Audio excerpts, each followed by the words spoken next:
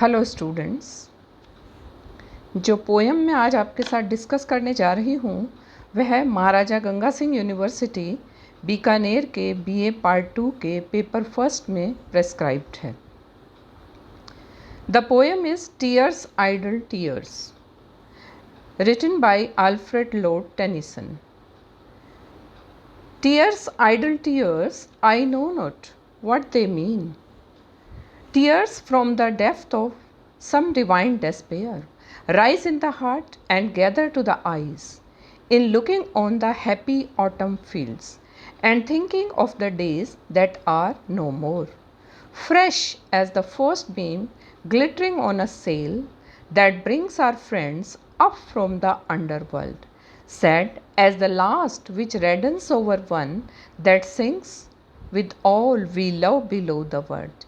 So sad, so fresh, the days that are no more are sad and strange as in dark summer dawns the earliest pipe of half-awakened birds to dying ears when unto drying eyes the casement slowly grows a glimmering square, so sad, so strange, the days that are no more.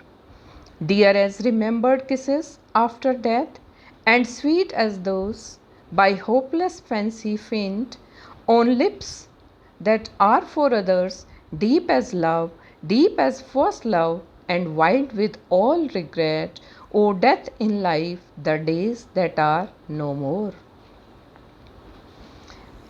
Here in this poem is Tears Idle Tears, as it is a lyrical poem which forms the part of Canto 4 of The Princess, written in 1847. Idle, as the word means here, idle, tears that cannot be explained, idle tears. So, Tears Idle Tears by Alfred Lord Tennyson, it is an elegy written in the desperate mood at the loss of the poet's bygone days. Poet is very sad. वो sad क्यों है? क्योंकि जो दिन बीत चुके हैं उनको याद करके वो बहुत दुखी होता है। The poet is reminded of his past life when his eyes fall upon happy autumn fields. The poet is very imaginative when he refers the first beam on glittering soil and draws a beautiful comparison.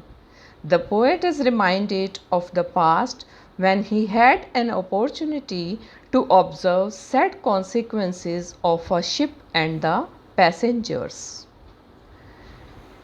Again and again the poet says that, and thinking of the days that are no more. He is thinking of those days that are no more now. Freshness of the tear has been compared to the freshness of the first beam of the sun. This is really highly imaginative. The poet is reminded of the darkness of the summer dawns when half-awakened birds express their sad and melancholy notes. The poet has referred some sad events of death when the atmosphere was tragic, which resulted into strange and sad tears. The poet is reminded of his beloved girl whom he used to kiss. Those lips which he kissed symbolized his pure love. But now, after her death, the sweet memory is left. The poet is pained at heart. There is nothing except regret and remorse. His disappointment is expressed in the form of tears. Thus, the poet has counted the sweet memory of his past life. His past is reflected in the form of pathos and tragedy. Thus, the poet has counted the sweet memory of his past life. The poet here expressed his intense and sharp feeling on personal levels. Life, death, tears make main theme of this poem. The simplicity of language and narrative style make this poem very attractive and very popular. This poem, as you know, is very popular in English literature. Symbols, images and similes enhance the poetic beauty and craftsmanship of the poet. As we are doing the critical appreciation of this poem, so we are doing the similes and other things in the poem which are explained by the poet, which are told by the poet. The memory of the past is fresh and strange for the speaker. Whenever the speaker goes back to remember his past, he feels sorry for his memorable days. उसको हमेशा अपने बीते हुए दिनों को याद करके वो दुखी होता है. He compares his past with many more images of the nature and comes to draw a conclusion that his past is no more alive.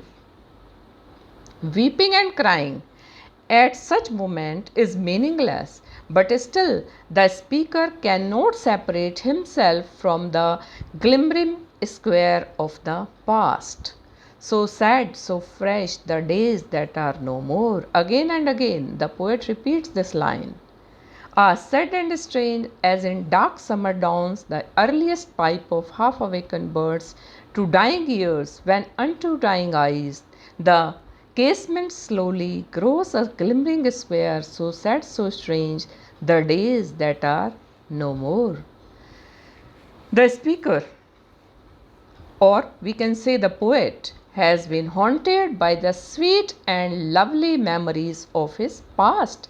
As the past gets recalled into his mentality, he cannot control himself and begins to shed tears.